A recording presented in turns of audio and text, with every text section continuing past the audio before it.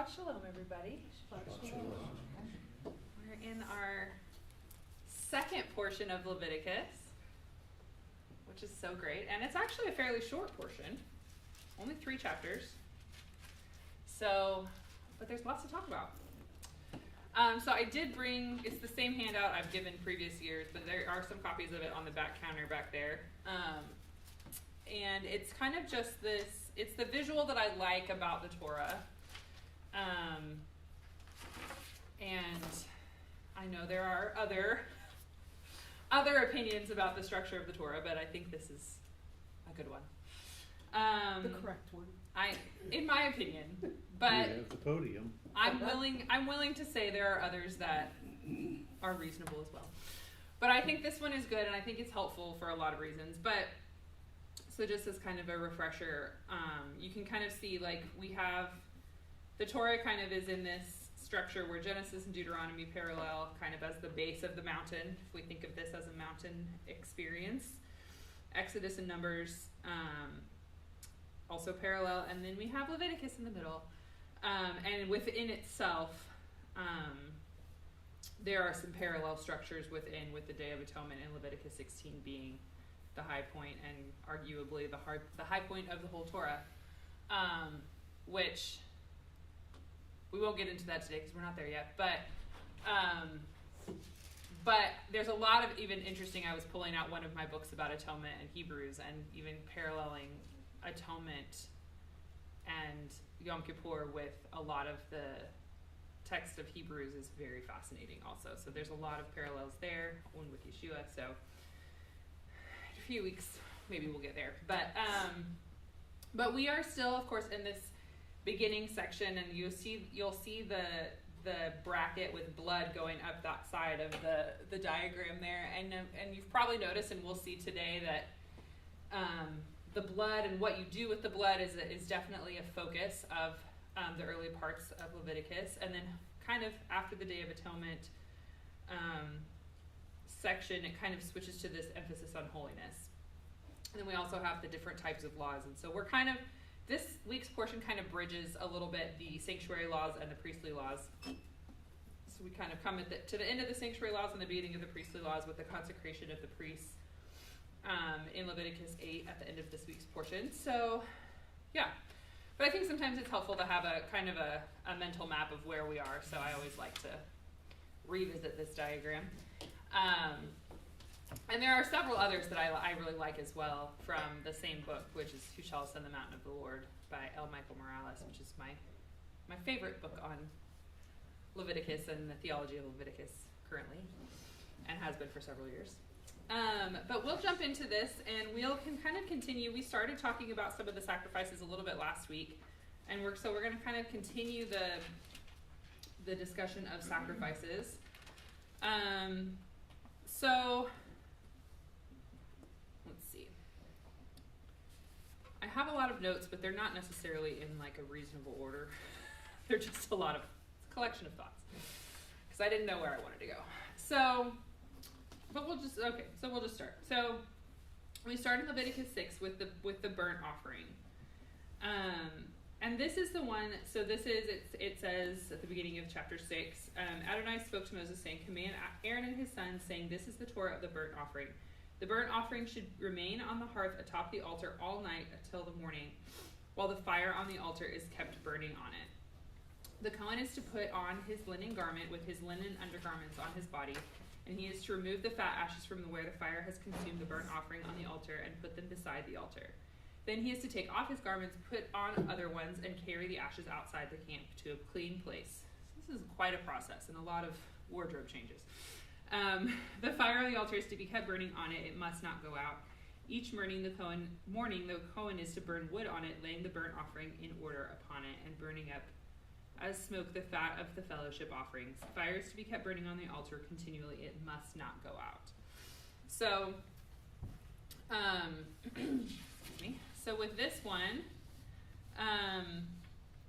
we have, so this one is one, so one of the things that stood out to me in this portion in general, particularly in chapter 6 and 7, is all the details about who eats what and when. So this one, though, this burnt offering that we've started with, no one eats any part of it. So, so this burnt offering is kind of this. It's a voluntary offering. It is kind of meant. It's this worship. It's meant to be.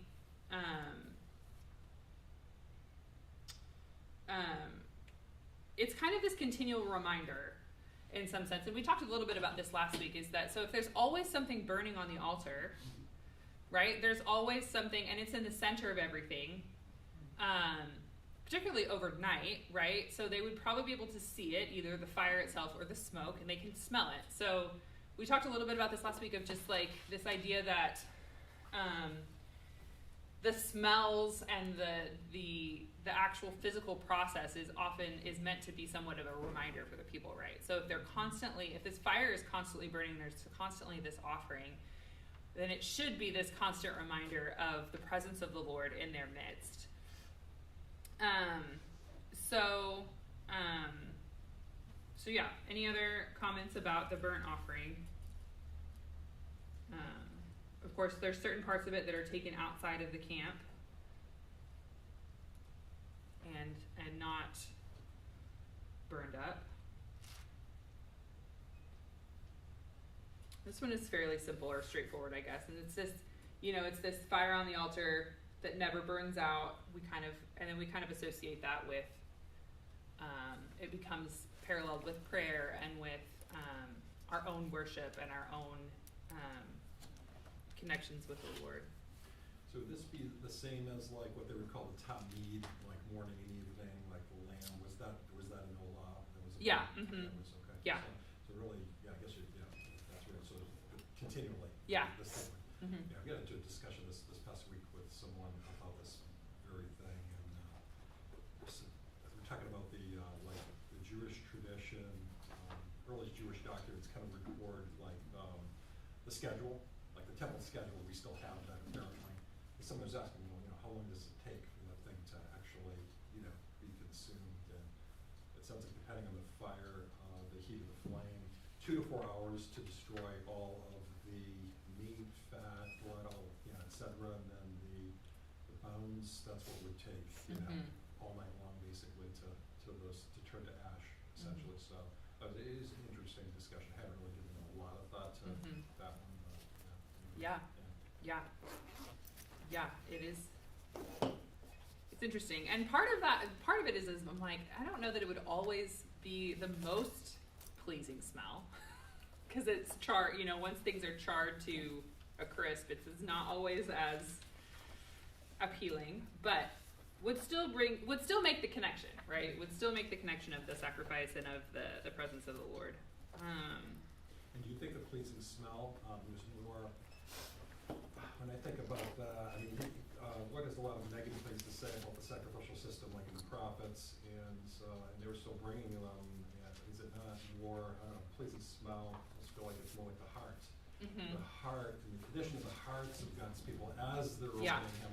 That's really the fragrant thing, as opposed to just this animal's being roasted, and that's just an amazing smell to the Lord, and He just loves it so much. And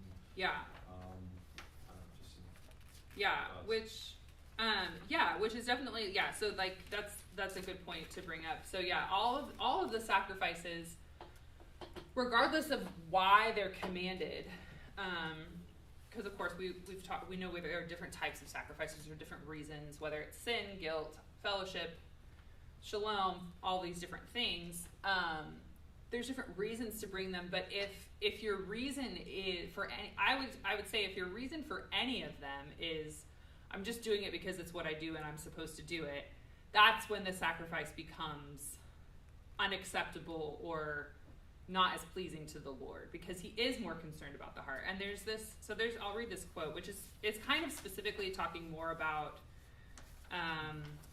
sin and guilt offerings, but I think some of it applies more broadly. So this is from a book by, what is his first name? I didn't put it down. Moffat. Is it David Moffat? Mm-hmm. Yeah. The book is called Rethinking the Atonement. And so it's about atonement principles, and particularly how they show up in Hebrews and connect with Moses and the Torah and Leviticus and all of that. It's really fascinating. But he says that reconciliation between God and his people, especially in terms of forgiveness of sins, is not itself the means or mechanism for achieving that reconciliation. Rather, because these sacrifices do what they do, they allow for the possibility of reconciliation. This is another way of saying that the sacrifices described in the Old Testament did not work merely by way of performing the proper ritual. Reconciliation rests with God, not with completing the right rituals. The rituals, however, are given by God as a means for creating the condition within which he will be reconciled to his people. So, yeah. Yeah, what I've been encountering the last few years is the tendency to put so much emphasis on your heart condition, to essentially say it's all about the heart. So the action doesn't matter anymore. It negates the action. When I make the contention that because you're to have the right heart does not negate the actual action itself. Right. That both are to be done. And then the second thing is that as I read like the prophets, it was justice, the commandment to be just in how you deal with your fellow man, that quote violated these offerings.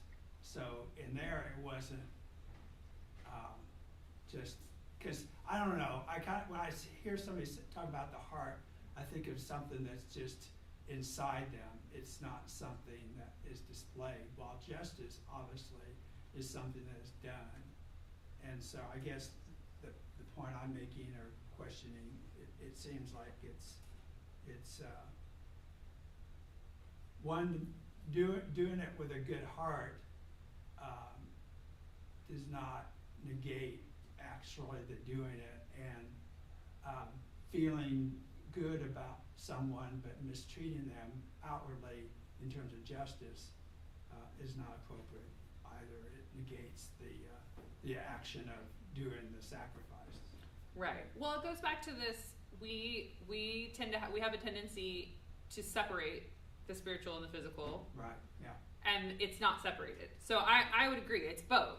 Yeah. It's not like you have to have the right heart and then the sacrifice doesn't matter. It's both. It's just, but it kind of goes both ways. So that like if you do the sacrifice but your heart is like you don't have the right heart posture, the sacrifice doesn't matter. But if you have the right heart posture and don't do the sacrifice, then you're still missing a piece too. So it's the both. It's this integration of the spiritual and the physical, or the internal world and the external world, however you want to kind of frame that. There's different facets to all of that. But part of the point of this is saying that, which this gets into a bigger theology of atonement, which again is not necessarily our discussion just a second.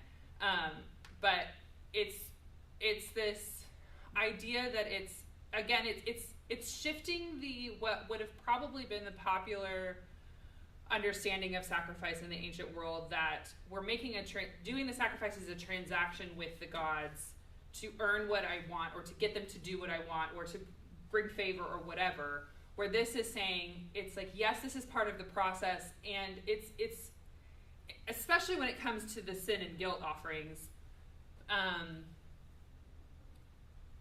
the offering itself, and right, and all the things that go into it, like it has to be an animal without blemish, it's the best, right? It makes you feel the weight of it, right? And so it's this physical interaction with a spiritual reality. So again, it's both.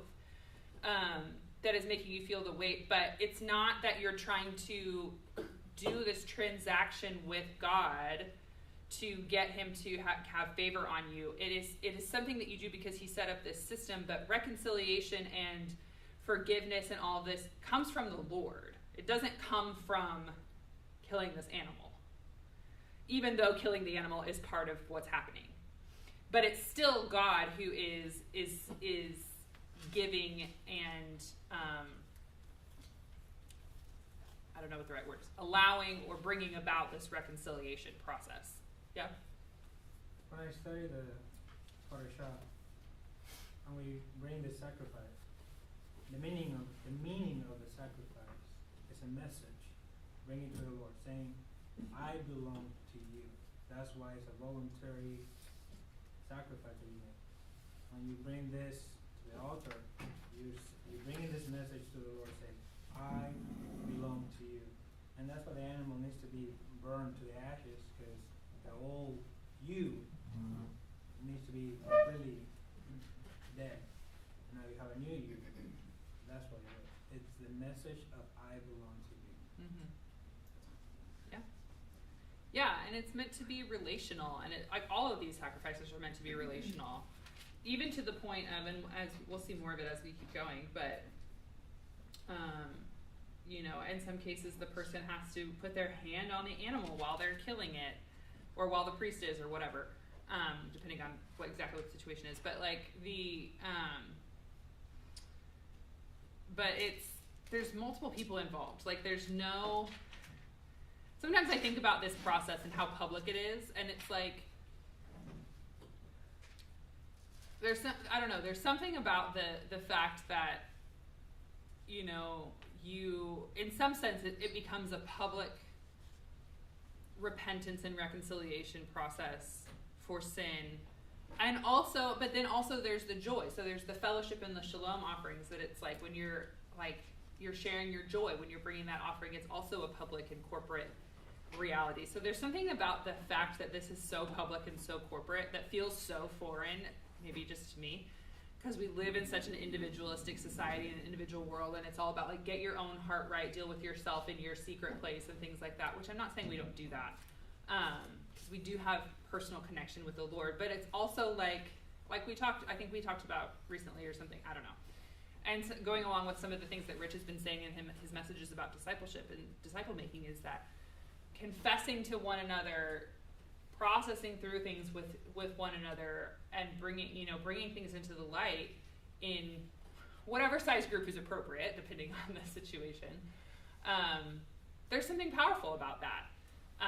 This whole, like, you just deal with your own stuff all by yourself is just not, it's not the way, I don't think it's the way it was designed.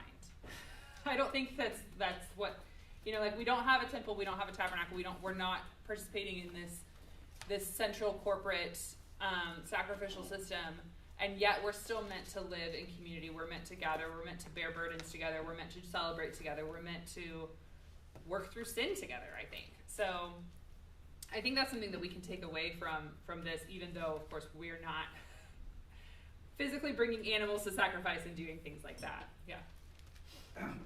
I'm sorry, where does it say that this is a voluntary offering?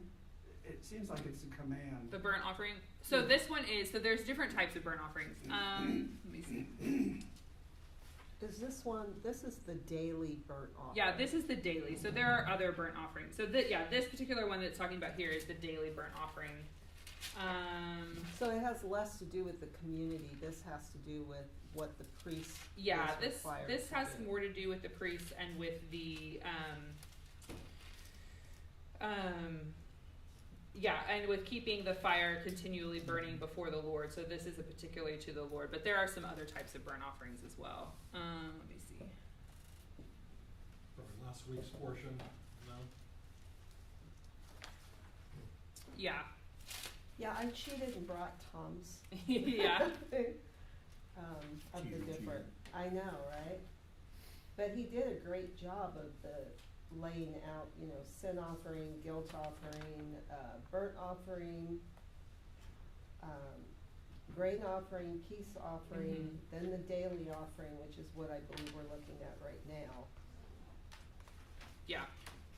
So yeah, Leviticus 1 talks more about the burnt offerings and talks about those as being voluntary offers. So this in Leviticus 6 is a particular burnt offering, is the particular one that is burnt every day and continually. But the other burnt offerings that people would bring that people from the community would bring would be more voluntary. Yeah, okay, thank you, because I thought I heard somebody say that this one was a voluntary, and Yeah, I it's can just see that. it's kind of lumped in together here.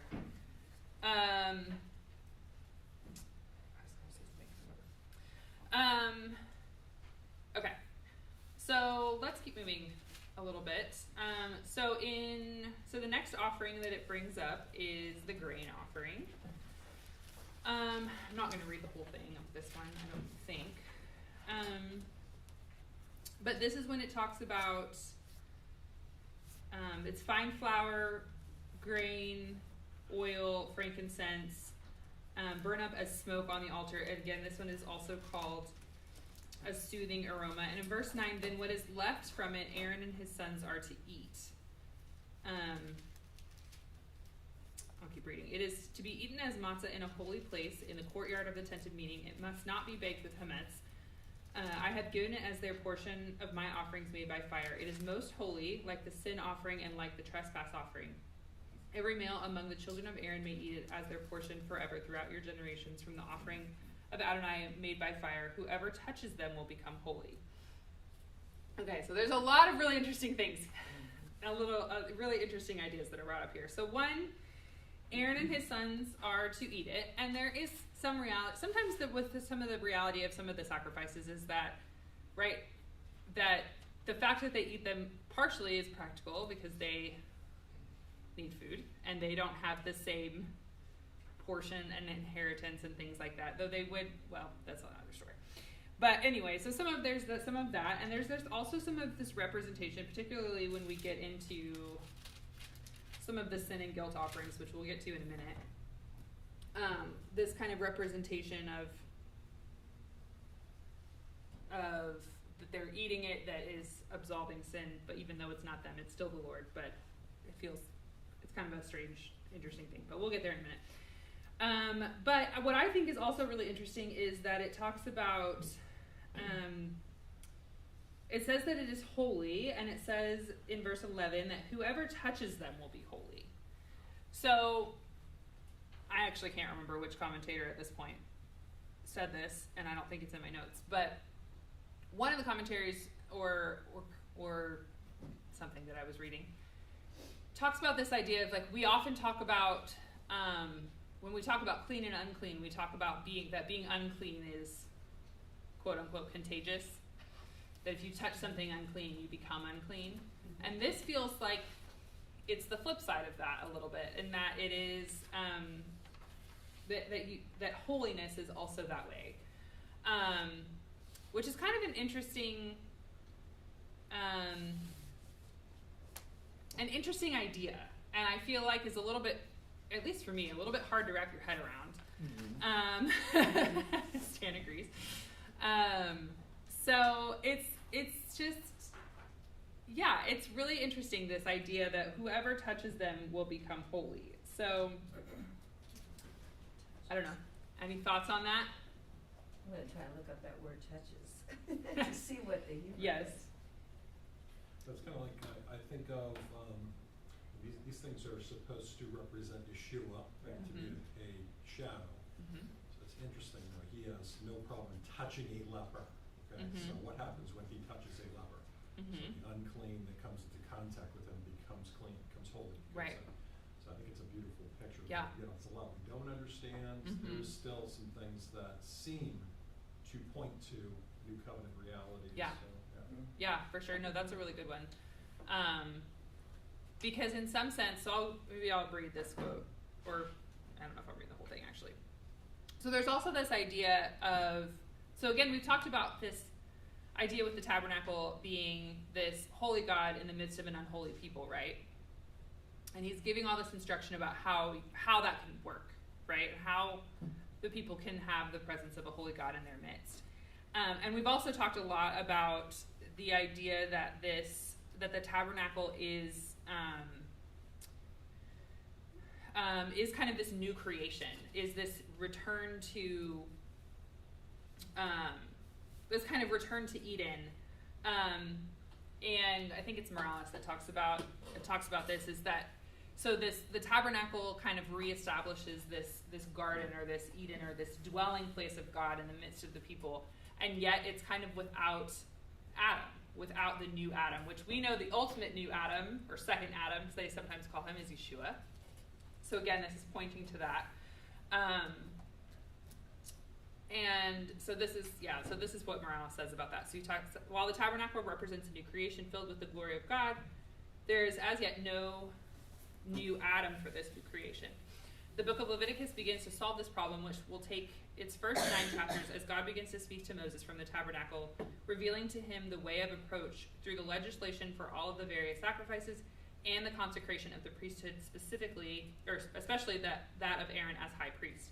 Anointed to the office of high priest, Aaron will play a role of the new Adam of this new creation within the drama of the tabernacle system of worship. So again, it's this pointing toward, it's this connecting back to this garden reality and also pointing toward a more complete fulfillment and reality of it that we'll see with Yeshua, and then ultimately even more so in the age to come. So I think this is an interesting perspective and kind of makes sense with what we're saying, because again, this is Aaron and his sons eat it, it's not everybody eating it, right? So it says whoever touches them will be made holy, and I do think other translations don't say touches, they say something similar. Yeah.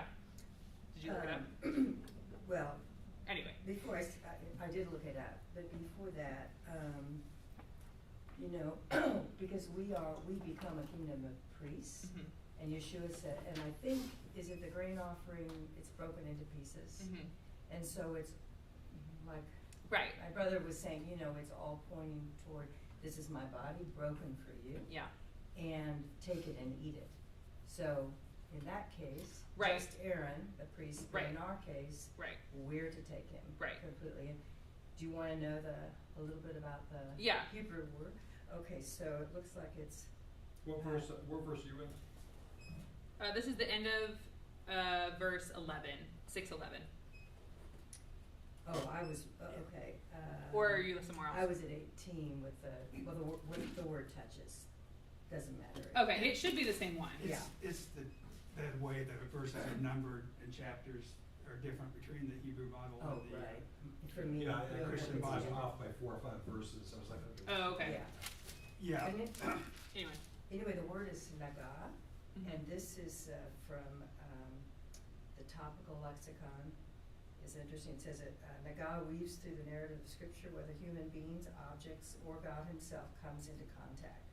The verb encompasses literal touch, the reach or approach of an object, the infliction of disease or plague, and the figurative sphere of emotional or spiritual impact.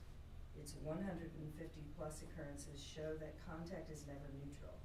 It either transmits holiness and blessing, or it communicates impurity and judgment. Just an overview of the Yeah, word, which is yeah. interesting. So, I love what David had brought into this. It made me think of that episode of The Chosen with the woman with the issue of blood. Mm-hmm. And it's like, oh, stand back, don't let her touch him. He will become unholy. But the minute she touched him, she Right. became clean. Right. So, yeah, with that, looking at that symbolism of that, Yeah. the fact that what should have happened with him becoming unclean, instead she Right. became clean. And the fact that it is the bread that makes Mhm. it, like, I like all that connecting Yeah. of, even as far as him being born in Bethlehem, house of bread, and he's the bread of life. And when you bring all that in, you see the sacrifice of the animals for the cleansing, but when you see this bread brought Mhm. in, you're thinking more life Mm-hmm. than, Yeah, and so to kind of maybe put all these pieces together a little bit. So it's saying here, so we have this bread offering, and it's saying that Aaron the high priest and his sons are to eat it, and they will become holy, right? And then we have Yeshua, who is our ultimate high priest, right? Mhm. Especially thinking in Hebrews terminology. So it would make sense that he would also have this same kind of element, as so to speak, of being able to spread holiness versus uncleanness. And then we, right, through the Holy Spirit's poured out, and we are filled with His presence, and we become we become like priests, like Faith was saying. And so then, in some sense, if we pull the thread all the way through the line of thinking, we can see that that would be true of us as well, right? Mhm. And so, not that sin still can't take, like it's a both and, not a, that doesn't mean sin can't touch us. Hopefully that is sort of makes sense. But if we are called this priesthood, kind of along with Yeshua, then it would make sense that we would carry some of this similar thing. Yeah. I think it's important to remember, if I understand it correctly, is that this whole thing about being holy, like David mentioned about Yeshua touching the man and becoming unclean, that all pertained to the tabernacle or the temple. There's perfectly okay to be, quote, unclean. Yeah. If you were not in the tabernacle or temple. But my understanding is in first century Judaism, and I don't remember if it's the Pharisees that promoted this, but I'm thinking so, this whole idea that we're going to take it even beyond needing to be holy or clean in the temple. We're saying that this is something that you should continually do throughout in your everyday life as you go about. And that's why there's all these mikvahs all over the land of Israel. And so, but it seems like Yeshua, it was fine for him to be unclean because I'm confident he went through mikvah when he went to the temple. But it was, I guess, I don't know, maybe he was balancing things out here that, like it was mentioned in The Chosen, the guy got upset because the woman was unclean. It can make him unclean. That, if he was, he just need to go to the mikveh if he was going to the temple. So not to be so harsh on her. Yeah. There's definitely this, yes. And in the first century, the Pharisees were spreading this. Everybody should be ritually pure and clean, no matter where you are, and all this, and so which leads to other things through history. But because being unclean is not the same as being in sin. Right. How you, I don't know what the right word is. How you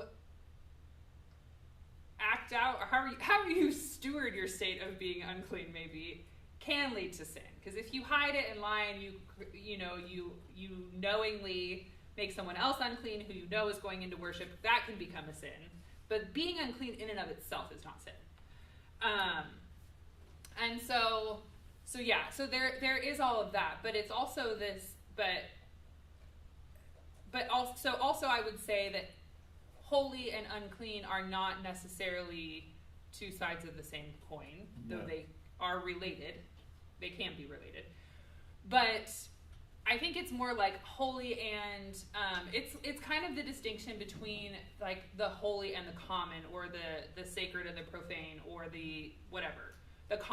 So I would look at it as more of like common versus holy, which common doesn't mean bad or sinful. It just means not holy. And so this idea of holiness is a complicated one. I think it takes a long time to really kind of wrap our heads around it as we continue to learn, because we do like to create these, what's the word? I'm struggling with my words today. It does create we create this dualism a lot. And sometimes I don't know that it's always quite that extreme. Even though, of course, sin and ritual impurity and all these things are real things to be dealt with, but it's not necessarily always as dramatic as we sometimes make it. But going back to this idea of this grain offering, and whoever touches it or is around it, and particularly with Aaron and the priesthood being holy, it's meant. I think it is meant to be this picture of this life-giving and this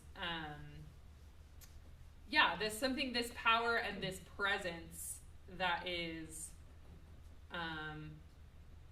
greater than the common, or greater than the other realities around it, and just and bringing this distinction. Okay, let's keep moving, because otherwise we're never going to make it. Okay, so then the last section in chapter 6, at least in this Bible, I forgot about the number changes, sorry. I usually try to look those up, and I didn't do it this time. So this is the sin and guilt offerings. So in this translation, which is the Messianic Jewish Bible, is verse 17. So this talks about, this is the Torah of the sin offering. In the place where the burnt offering is slaughtered, the sin offering is to be slaughtered before Adonai. It is most holy. The Kohen who offers it for sin should eat it. It must be eaten in a holy place in the court of the tent of meeting. And whatever touches its flesh will be holy. When any of its blood is splattered on a garment, you are to wash it in a holy place. But the earthen vessel in which it is boiled is to be broken. And if it is boiled in a bronze vessel, it is to be scoured and then rinsed in water. Every male among the Kohanim is to eat it. It is most holy. But no sin offering from which any of the blood is brought into the tent of meeting to make atonement in the holy place is to be eaten. It must be burned up with fire. Okay, so again, we have a lot of things happening here. So we have, again, there's a distinction between kind of, I guess, two types of offerings here, which is kind of starting to allude, I think, a little bit to the offerings of Yom Kippur, because it's saying what the animal that the blood is taken into the holy place, the Holy of Holies, would not be eaten. But the other offerings that are brought by the community for sin would be eaten by the priests. So it's kind of, again, this picture, but it's also talked about as being holy. So again, this goes back to this idea of atonement, that atonement is a comprehensive process. It's not just about the blood.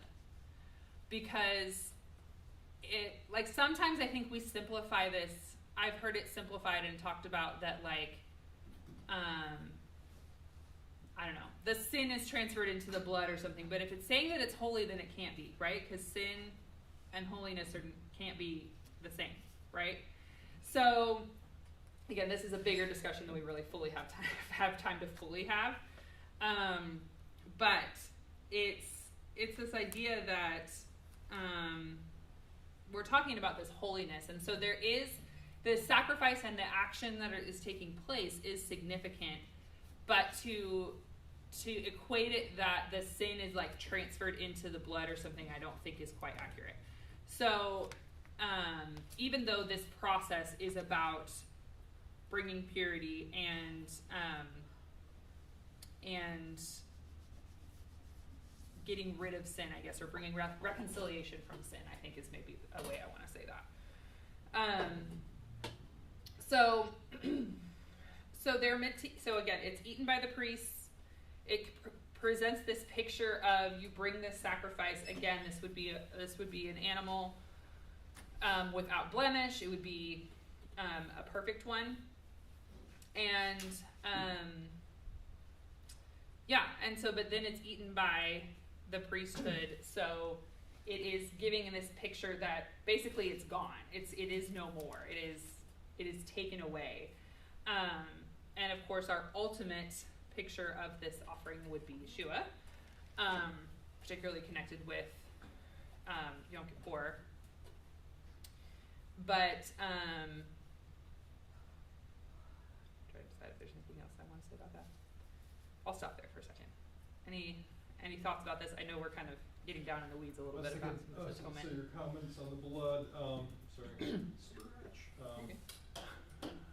So there seems to be a difference between the blood of people, which sin is kind of endemic in the bloodline being passed on, and then the blood of animals. So blood of animals, it's used in as writer Hebrews says, everything. I mean, anything important had blood, sprinkled on it, it was attached to it, and it would make it holy.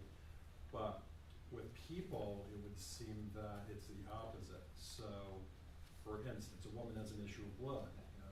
She's unclean because of that issue of blood. So it seems like uncleanness is spread through blood, but through many other things as well. Mm-hmm. So, just a comment. Yeah. But again, it's not, being unclean is not the same as being in sin. So yes, uncleanness can spread through blood and these other fluids and other things and death. It's all associated. It becomes this life and death conversation, which is a fascinating one that I actually really enjoy. But in this case, we're talking if we're talking specifically about sin, we're talking about reconciliation and restitution in some sense back to a restored relationship with the Lord and with others from that sin. But it's to give us this picture that that the sin is going away through what's happening, even though I would stop at saying that the sin is transferred onto the animal exactly. And I know that that's maybe sounds like splitting hairs a little bit, but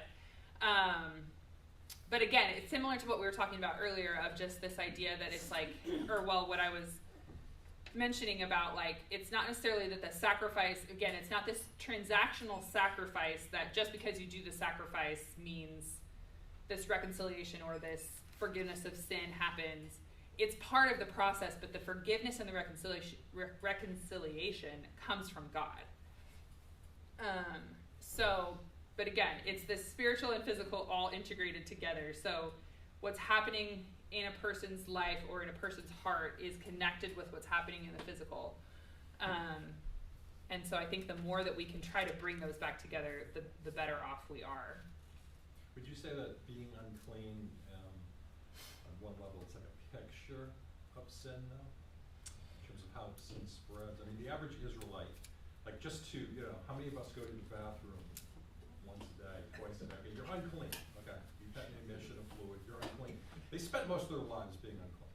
So, and I know it's kind of we have to tread lightly and with humility. There's so much we don't understand about this. We've never lived this way. There was a book written by an unbeliever in the past, talk about like the year of living biblically. You ever heard of that one? Mm-hmm. It was fascinating because he tried to live out all the laws in real time in New York City. Right. Yeah. No, and what's interesting is it's honestly kind of hilarious. Yeah, it is. It is. It's very comical, but anyway, what I was going to say in that is he was aware because of the laws how easy it was to become unclean. So wherever he went, he had to carry this little folding stool with him. So he's carrying a stool because any place he wanted to sit, he wanted to maintain cleanness, And so it was like, wow, this is wild. I mean, to picture like, okay, what would it have really been like to live as an Israelite in those times, knowing that uncleanness, you'd be in constant fear. Like, oh, just. So I would say to that, I mean, that I actually don't know that I've read the whole book, but I've read a good portion of it, and it's actually incredibly entertaining. Because he's kind of snarky and a funny writer, but good writer. He's a very good writer. But what I would say is there is also a difference, and he would probably concede to this as well. There's a difference between one person in a modern world trying to uphold all of this versus a community whose systems and culture are built around it. Oh, okay. So I think that makes a difference. So it would become common it's why like women go outside the camp or have a particular pace when they have a baby or when they're in their cycle and all these different things. And it's just part of life. And it's not like, oh, you're bad. This is the structure in which we live. And so, but then it's also like, but then the women also get this sense of community because they're together. Like they're not sent off by themselves like, oh, you're shunned for this time. It's actually you get rest and community and care for this also. And I think it would in some of these other circumstances would relate as well. So I do think it's different when you're the whole community, particularly in the wilderness when the whole community is right around the tabernacle. It starts to become different in later on as Israel has grown and then the temple is standing and not everybody is in Jerusalem. People are living outside because then, the clean and unclean. If you're 3 days journey from the temple, it doesn't really matter if you're unclean, right? But if you're in the wilderness and you're all living right around it and it's feasible for someone from your family to go there every day, that's a different reality than the temple period later. So I think so all that to say is I think that it's still complicated. complicated about, like, okay, just one little thought. Uncleanness, sin, all of that. I think the average Israelite, it'd be kind of like overwhelming, because you'd be aware of your separation from God. Bottom line, if you Right. boil it down to one, concept. Which I think is kind of the point. Yeah, exactly. Yeah, so being constantly unclean, constantly a state of sin. I mean, the fact that there's no offering for intentional sin. How many of us have been sinned intentionally? So think about that. So Yom Kippur was yesterday, and the sins begin mounting, after the day of Yom Kippur, Yeah. until a whole year goes by before you can actually have atonement for intentional sins. So just like you spend most of your existence with an awareness of, oh my goodness, I blew it again, I've fallen, what a horrible, it would give us gratitude for just what we have, today. Because it's Yeah. like, wow, that's a crazy. Yeah, and I think I also kind of look at Leviticus as it's the ideal. We know that it doesn't work out that way. Right. High ideal. Right? Like we get, because when we get to Numbers, we see quickly, like, this way of living, it doesn't last long, right? Or even, next week's portion, unauthorized fire, which I guess is actually 2 weeks' portion, because next week is Passover, I forgot. But anyway, you know what I mean. The next portion. Right. Timing is off. But the next portion, right? Yeah, and Lori's going to teach that one. So what am I saying? So yes, but I still want us to make sure we keep a distinction in mind between being unclean and being in sin, because they are different, and I think that we can by lumping them together. Like I said, being unclean can lead you to sin, but being unclean in and of itself is not sin. But it is separation. It is separation. Yeah. It also but there's also this idea that, because so the priests,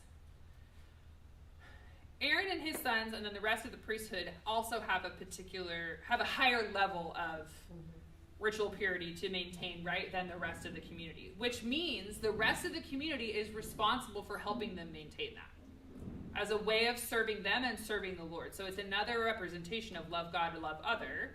So while you are not in sin by being unclean and not being able to enter, you must still have this respect and reverence for God, that you're not going to intentionally make someone unclean, especially the high priest and his sons and the rest of the priesthood and so on and so forth.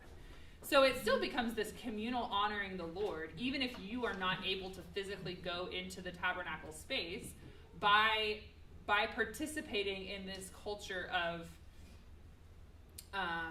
worship to the Lord through being honest and acknowledging your state, and then going through the process to become clean so that you yourself can go in again. But it still is kind of this communal reality, because it's like, yeah, in the same way, it's like if you know your neighbor is planning to take their sacrifice and you are for whatever reason unclean, you shouldn't go. You should give them some space, right? So it becomes this communal awareness in some sense too, and this deference to others being able to enter into the Lord, while also acknowledging that just because you can't go in does not automatically mean that you're in sin either. But if you do have sin, you also need to go through the correct processes to become clean, so that then you can take your sacrifice for sin. So it's all interconnected, and yet there's distinctions in it. Stan? I'm needing help with the idea that being unclean does not necessarily mean you're in sin, but it doesn't mean separation. And I'm not getting how the absence of soap and water could cause separation. So it's separation, meaning you can't go into the tabernacle if you're unclean. Okay, so we're just talking about a physical act of entering into, it's not that you're not allowed to be part of the community. You're not excommunicated from Israel. It's just that you can't go into the tabernacle All right. until your state of ritual purity is restored. And really the reality of it is, from the very beginning, this is all about, we have the Lord dwelling in our midst in a sacred space. So going in unclean or with sin is defiling the sacred space.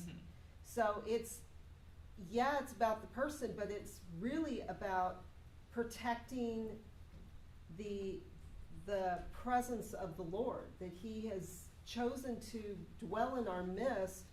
How precious that is, how special that is, and not to go in and defile his space. Yeah. So if he's saying, this defiles my space, don't go in there and do that, then how highly do you hold the Lord and his presence and his space to say, I'm not going to do that? And so, yeah, I mean, it does, and that's what the priest's roles were, right?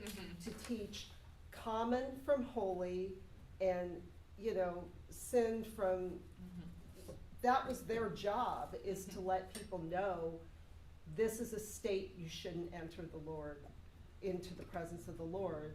Get yourself cleaned up before you do that, which is basically what preachers should be preaching from the pulpit every week, is this is sin, get yourself cleaned up. You shouldn't be walking around or thinking that it's okay to boldly enter the presence of the Lord with knowingly sin, thinking, well, I think that's where I get a little bit hung up on the Lord takes you where you're at. He does, right, initially, but he doesn't leave you there. But he doesn't, yeah. But then there is there should be a desire, and this is part of the whole discipleship we've been learning, to grow closer to him, to get cleaned up, to move more into how he desires us to be, rather than how we wanted to be. And that's this too. To come into my presence, I want you clean. So get clean. Don't defile my sacred space. Yeah. And so I kind of feel like this is like levels of where they're teaching it here, that you may not be in sin, but you're not clean. Right. And so, and don't make other people unclean. Right. And a lot of this right now of what we're reading really has to do with the priests, because the priests are having to dwell in his presence in close contact. Right. We're not, again, like you said, we're not talking about the person outside the camp that's herding sheep and doing whatever, and people whose jobs were burying the dead. Right. And, there are people that their whole life was surrounded by being in an unclean state. And they were respected, because it was seen that they were basically, in some sense, sacrificing their ability to go and sacrifice. Yeah. But to go into the presence of the Lord by taking care of these other things, by caring for the dead and burying the dead and things like that. And so that was actually seen as they actually honored those people, because it's like they basically have sacrificed their ability to go do this. And I think the overall principle is that it is meant to bring awareness, right? I think by sometimes swinging to we focus on the spiritual or our heart posture or whatever, or our internal world, can sometimes actually make us not as aware of our actual state, I think, in some cases. And so the way this is set up, because of the physical processes that they're carrying out, would bring this great level of awareness of their personal state of being, of their personal state of sin or being unclean or whatever. And so it actually, and if your whole community is functioning in this, I don't know, and in some way, I think the ideal that we're seeing laid out here is that you would have that wanting to go and be in the presence of the Lord and go to the tabernacle and bring your sacrifices would be more important than maybe fleshly desires in some cases. Though not everything that can make a person unclean is a voluntary thing, but that's a discussion for another day.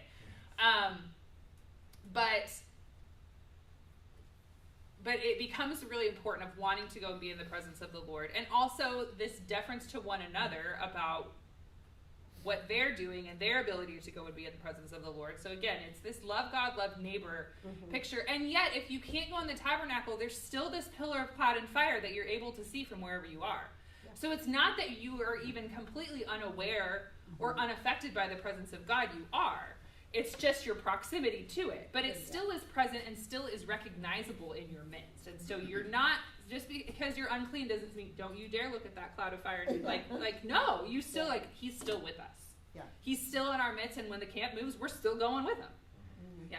And we can't overlook the fact that the Lord was setting up disease prevention on just the practical level, because all these different areas of uncleanness, I mean, we've probably all heard of how in the Middle Ages, when the Jews did not have the epidemics that were due to them not engaging in these areas of uncleanness,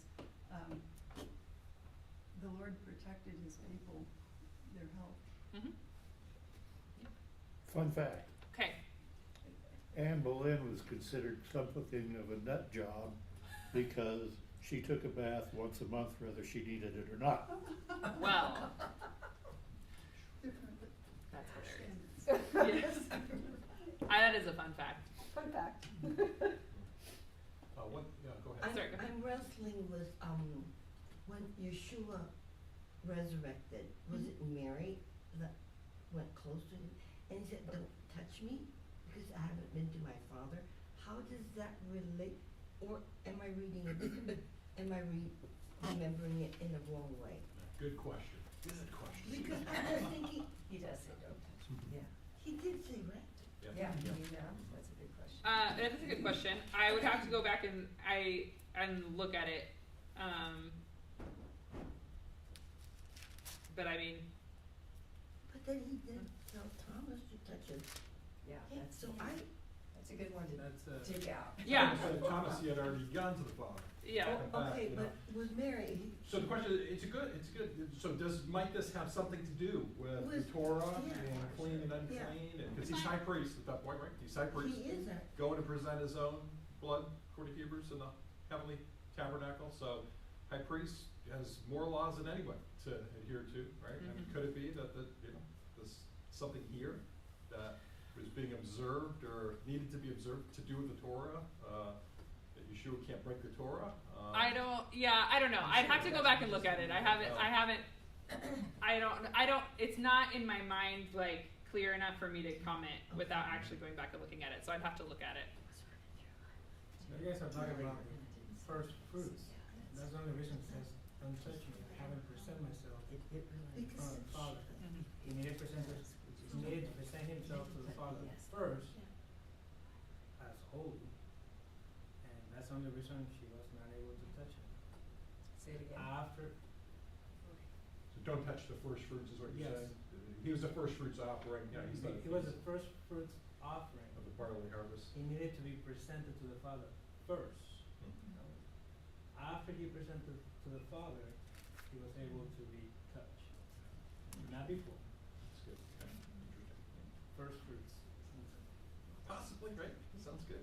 We'll see. Could be. Not even more.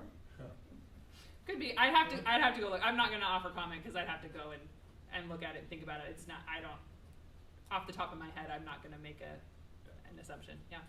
I remember some of the story where he was on his way to the Father, but he saw Mary and he had compassion for her, so he kind of like stopped on the way because he wanted to see her and have the compassion for her. So it seems to me like it might not have been like a planned thing, but he saw her there, he had compassion. Okay, I'm going to stop, but don't touch me because I'm on my way. That's the part of the story I remember anyway about that. Just a little heartfelt thing, like, oh, Mary's right there. Let me stop and say hi to her. Well, what they're referring to is in John 20. And she's weeping. "Woman, why are you weeping, and who are you looking for?"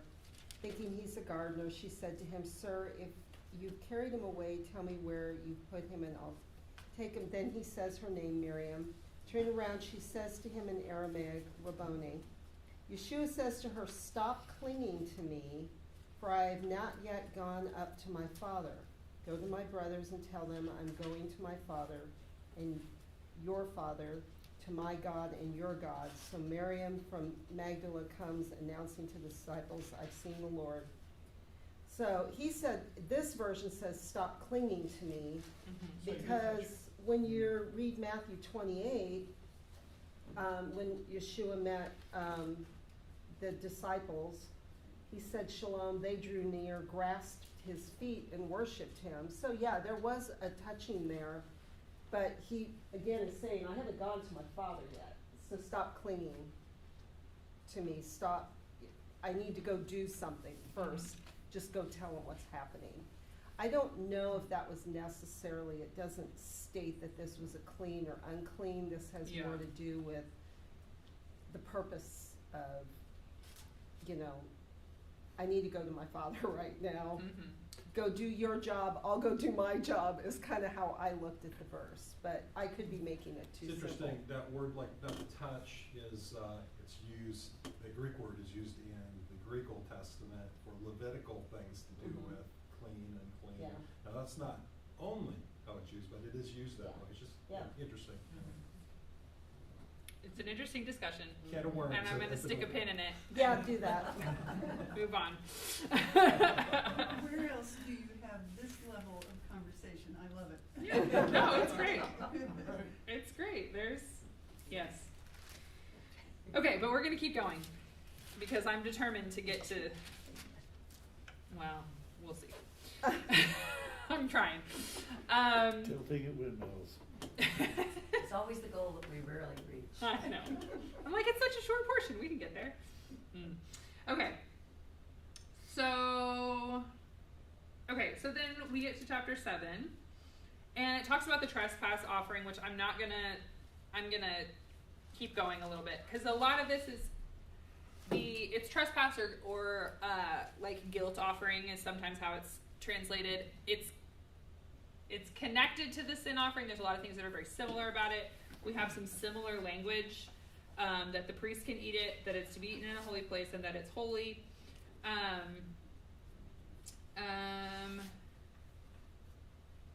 Okay, but I am going to read this section. So this is verse 7 in the TLB. I don't know what verse it is in Christian Bible, sorry. As in the sin offering, so is the trespass offering. There is only one Torah for them. They are for the Kohen who makes the atonement for them. The Kohen who offers anyone's burnt offering, that Kohen is to have for himself the hide of the burnt offering which he has offered. Every meal offered that is baked in the oven, and all that is prepared on the flat plate and on the pan, is to belong to the Kohen who offers it. Every grain offering, whether mixed with oil or dry, equally belongs to the sons of Aaron. Belongs to all the sons of Aaron equally. Okay, so this is an interesting kind of almost summary statement about what part of the offering belongs to who, which is very interesting. And again, it's that the priests and particularly Aaron and his sons are really, a lot of it goes to them. And in the interest of time, I'm just going to keep going. So then we have the fellowship offering. So this is for Thanksgiving, can be matzah, and again, it talks about, let's see, and then there's also animals can be brought for these offerings. So we continue on going with, let's see here.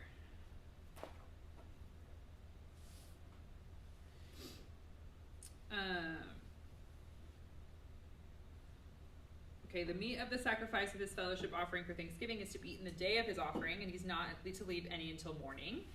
But then it gives specification. This is verse 16 of chapter 7. But if it's a vow or a free will offering, it's to be eaten on the day of the sacrifice. The next day it can still be eaten, but by the third day it has to be burned up.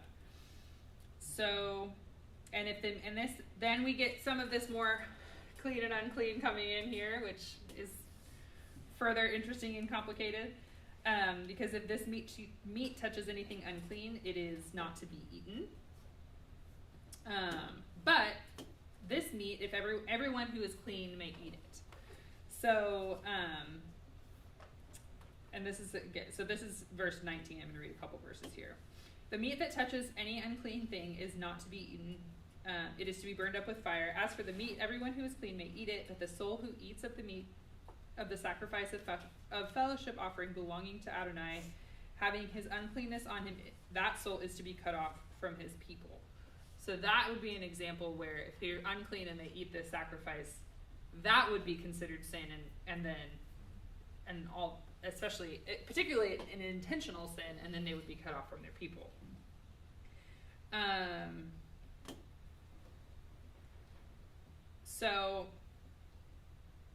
But the fellowship offering is for everyone. So, again, there's this corporate reality of this fellowship and this eating together. Okay. We also, in this chapter, get the instruction of not eating the blood, whether it's from the bird or an animal, because the life is in the blood. And then, okay, I want to say a couple things about this last chapter. I know I'm going really fast through some of this, but I want to say a couple things about chapter 8. And we only have a couple minutes left, so I'm just going to jump over there for a minute. Okay, so chapter 8 is the consecration of the Kohanim, and this is kind of where we're kind of getting into the part of Leviticus that is particularly about the priestly laws, even though we've had a lot about the priests up to this point as well. But a lot of this is, if you read a lot of this, it sounds, a lot of it sounds very familiar back to Exodus when it's talking about the garments and the priesthood in Exodus when they're creating them. So basically this is, now Aaron is being really set in and consecrated as the high priest. And it talks about, let me find the right verse. So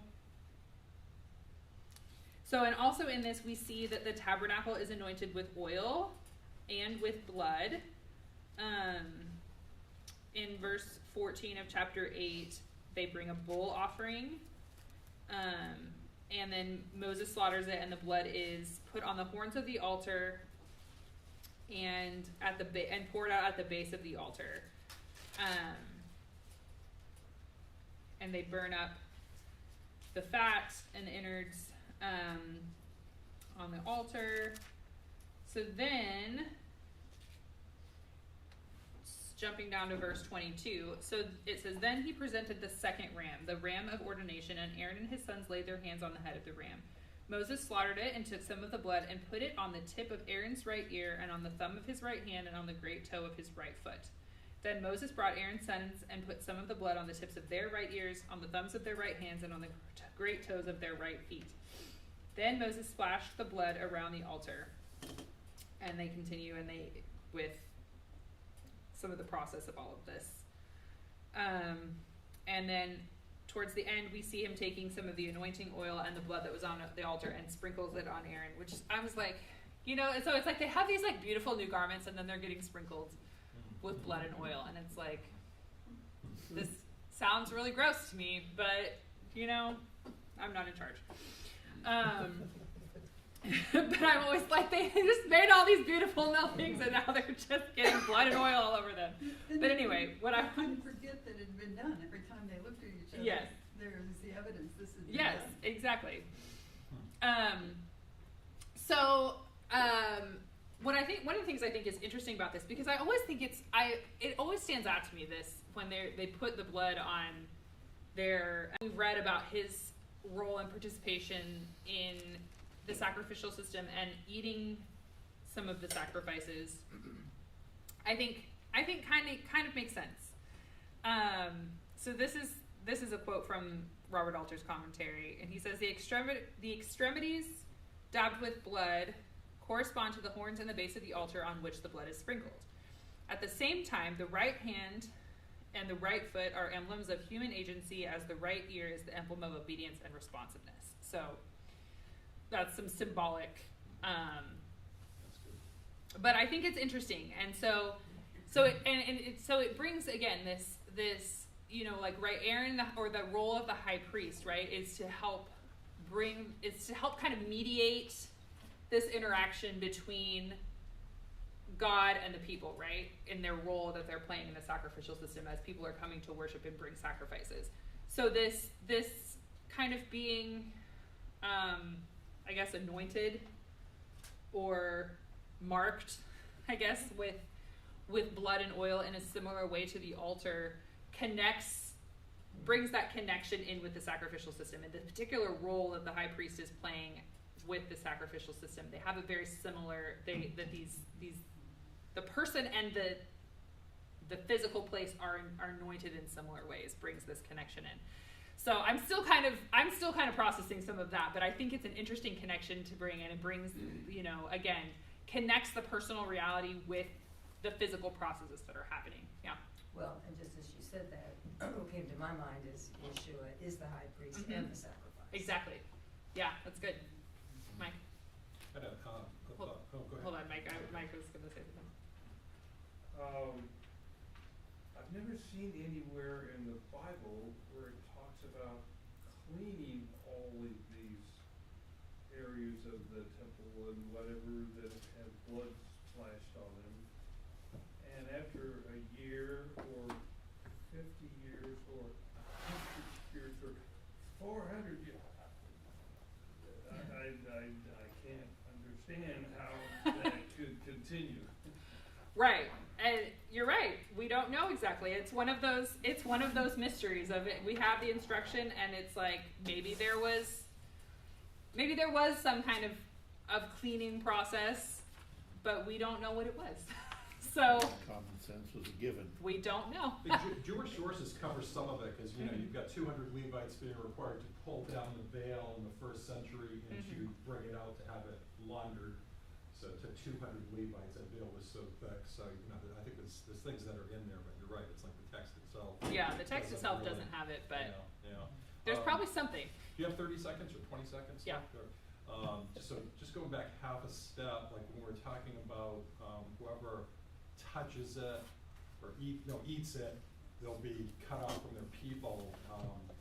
Immediately I thought about Paul's admonition in Corinthians that whoever eats the Lord's Supper in an unworthy manner, and the result is, you're cut off, essentially. You're separated from the assembly. Right. I'm just wondering if, that was maybe something that he was drawing that connection from, his lifestyle being immersed in the Torah, and interesting.